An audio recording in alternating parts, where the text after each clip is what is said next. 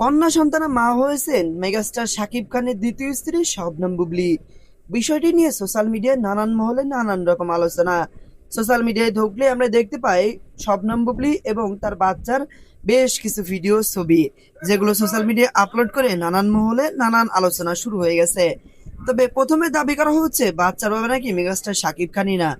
ভালোবেসে সাকিবকে বিয়ে করেছিলেন, সাকিবের সাথে বেশ কিছুদিন ঘর সংসারও করেছেন। পরবর্তীতে যে কোনো এক কারণবশত তাদের মধ্যে ফাটল ধরে দুজন আলাদা হয়ে যান, একাকিত্ব জীবনযাপন শুরু করেন।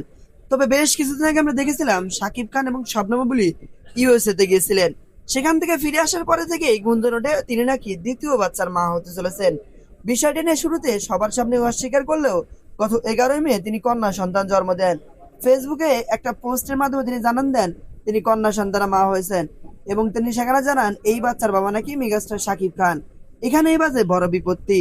বাচ্চার কথাটি প্রকাশ করার সময় সেখানে শাকিব খানকে ট্যাগ করেন শবনম বুবলি, কিন্তু প্রায় 4 মাস পার হয়ে গেল, এখন পর্যন্ত সেই বিষয় নিয়ে কথা বলেনি শাকিব খান। আর এতেই বেজেছে আরো আলোচনার ঝড়।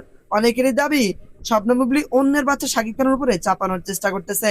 যদি সাকিবই বাচ্চার বাবা হতেন তাহলে কেন বিষয়টা আড়ালে রেখেছেন। তবে ইতিপূর্বে সাকিবের বিভিন্ন ছলনা রয়েছে। এর আগে যতবার বাবা হয়েছেন ঠিক এমন ভাবেই তিনি পরিকল্পনা করেছেন। তবে কি এবারও সেম একই পরিকল্পনা, ভিন্নভাবে সবাইকে জানান দিতে চান তিনি, নাকি সমস্ত কিছু সোশ্যাল মিডিয়ার গুঞ্জন? বিষয়টি নিয়ে আপনার মন্তব্য কি? কমেন্ট সেকশনে জানাতে ভুলবেন না কিন্তু।